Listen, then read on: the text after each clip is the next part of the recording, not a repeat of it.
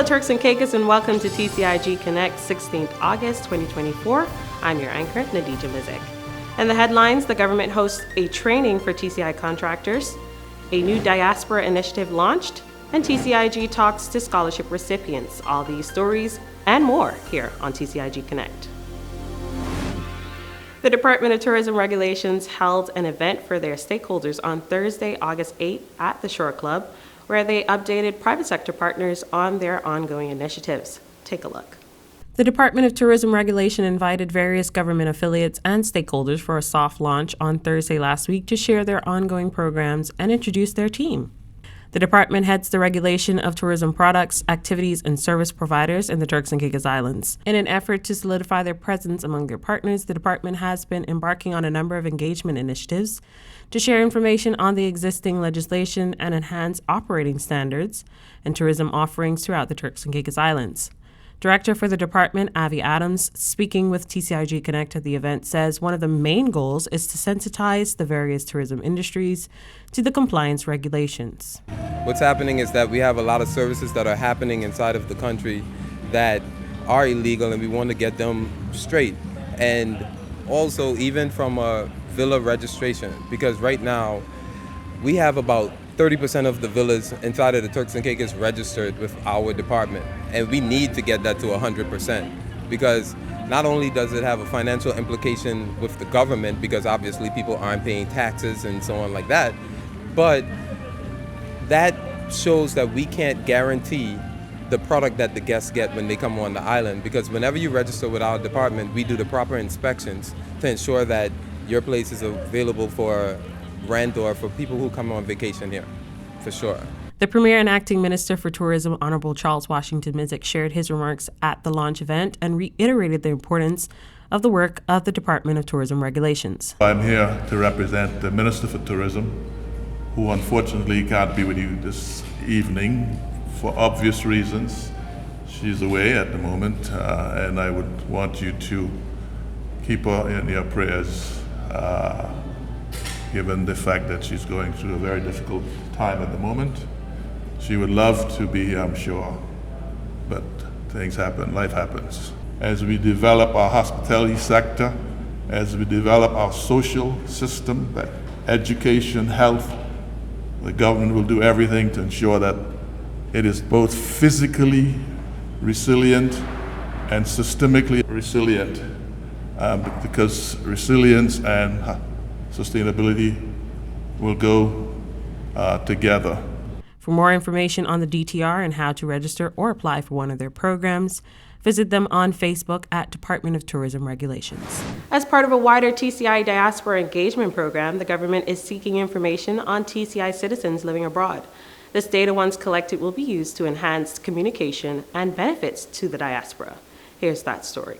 The government is asking members of the diaspora to submit their information with the launch of a Diaspora Questionnaire. The Office of the Premier in Public Policy, as a part of a wider engagement initiative, is seeking demographic data on all TCI and British Overseas Territory citizens, including their age, country of residence, and industry interests, among other details.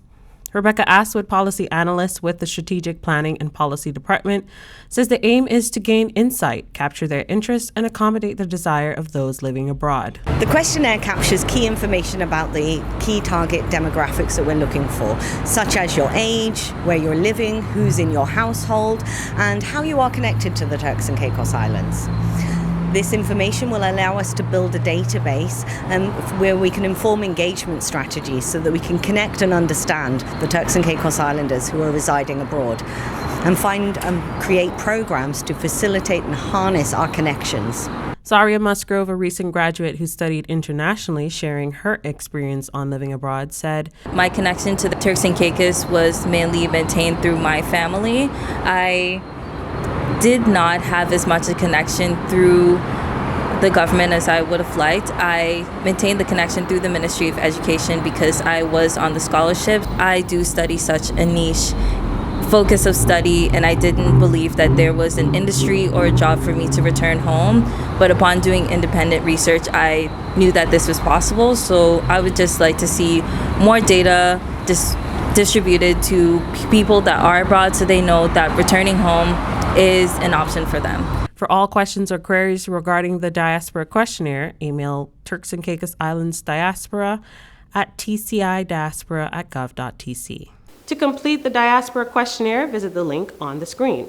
A break now. When we're back, TCIG Connect speaks with 2 scholarship recipients, and sports is still to come. Stay tuned.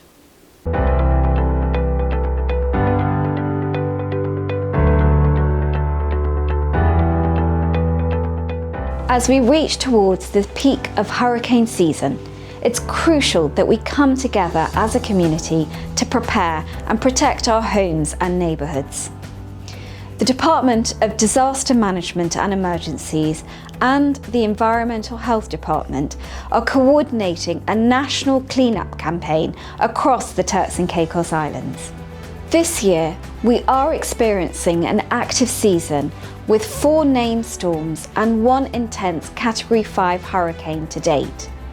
Simple actions to clear debris, secure loose items, and remove potential blockages from drains and waterways can significantly reduce the risk of flooding and storm damage to our neighbourhoods. This is a call to action for everyone, families, businesses, and local organisations. Let's be prepared and proactive in our efforts. Join us in this national cleanup campaign to reduce potential hazards and ensure our community is resilient in the face of any storm. Participate, join us in Grand Turk and Providenciales on the 17th, 24th, and 31st of August, and in South Caicos, North Caicos, Middle Caicos, and Salt Key on August 24th and 31st. Together, we can keep our communities clean and safe this hurricane season. Welcome back to TCIG Connect. The Ministry of Physical Planning and Infrastructure Development hosted a training forum for contractors and other service providers. This is the 3rd annual year for the workshop, which teaches industry experts how to navigate the government vendor process. Contractors across the Turks and Caicos Islands were invited to undergo training with the Ministry of Physical Planning and Infrastructure Development. The Contractors Symposium for the 3rd year began on Monday, August 5th in Grand Turk and continued in Providenciales on Tuesday, August 6th at the IJ Sports Complex. The aim of the training is to help contractors and service providers understand the process of registering for government contracts and to share some of the opportunities available to them. The Deputy Premier and Minister for Physical Planning and Infrastructure Development, Honorable Jamal Robinson, commenting on this year's training event, says this initiative is an important item on the ministry's annual calendar. I think we are continuing to improve the actual sessions. Persons who would have presented last year are giving others a chance to do it this year, but also I think the thing that we're adding this particular year that I believe will be the most successful is the tabletop exercise on the bidding process.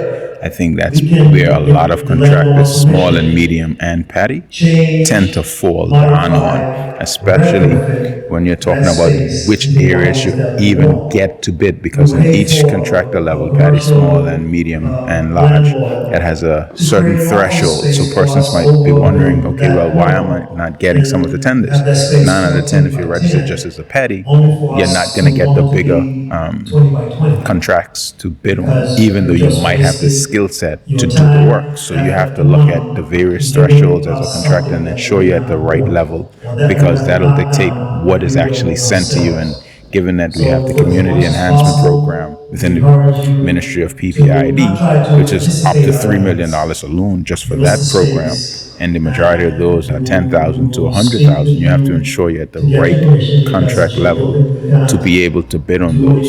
So persons hopefully could, and again, it's easy to operate your license with the Ministry of Finance, and there would be one of the presenters as well from the Revenue Control Department that gives all those types of details on that process. Applications are solicited from contractors and service providers to register for pre-qualification on the approved list for the financial year 2024-2025.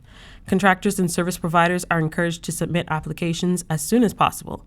A contractor that is not on the approved list may not be considered for invitation to tender by the Turks and Caicos Islands government. The Ministry of Education announced the 2024 International Scholarship Awardees. TCIG Connect spoke to 2 students, both recipients, currently studying abroad. Here's that story. This year, the Turks and Caicos Islands government awarded 105 exceptional students with international scholarships.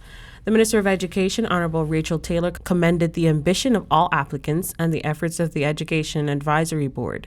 She stated, quote, "We are immensely proud of the hard work and dedication shown by each applicant. We believe you are capable of even greater achievements in the future.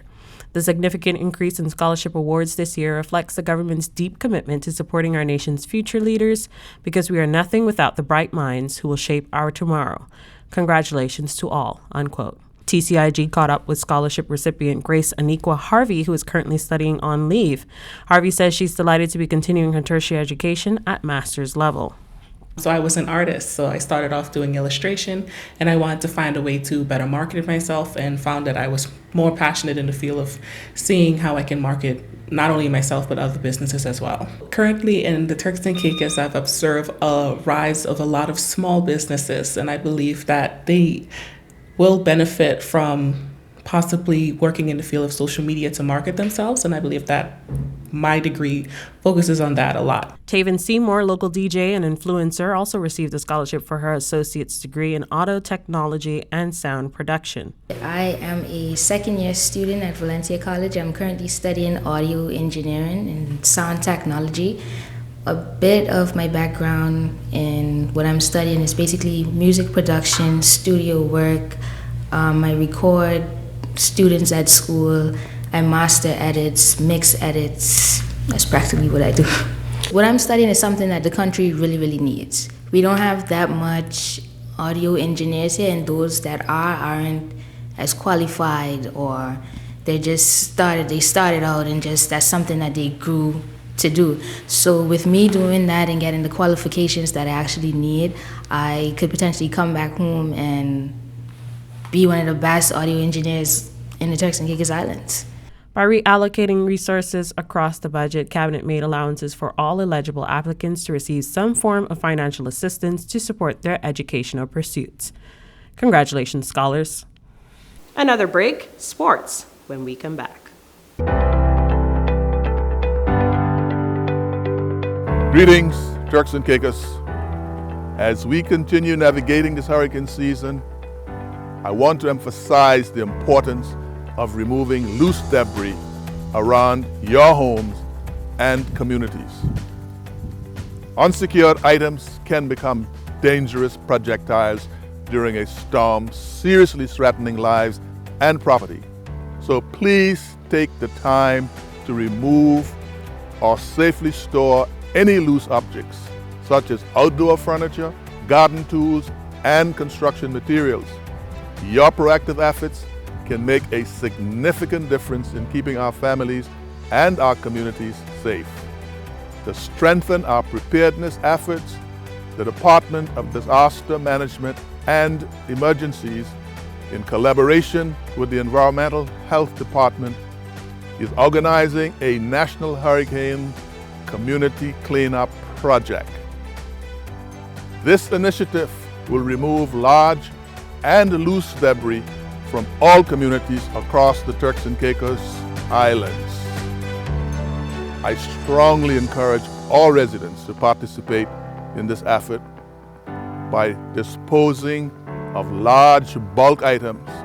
Please place these items, such as old furniture, wooden pieces, and other debris, at your front gate or in designated outdoor bins for collection. The safety and well-being of our communities rely on our collective efforts to stay informed and to secure our homes. So let us work together to enhance our resilience by doing our part to reduce hurricane-related incidents. Have a safe season. Thank you. To participate, join us in Grand Turk and Providenciales on the 17th, 24th, and 31st of August, and in South Caicos, North Caicos, Middle Caicos, and Salt Key on August 24th and 31st. Together, we can keep our communities clean and safe this hurricane season. Welcome back. Time now for your sports report.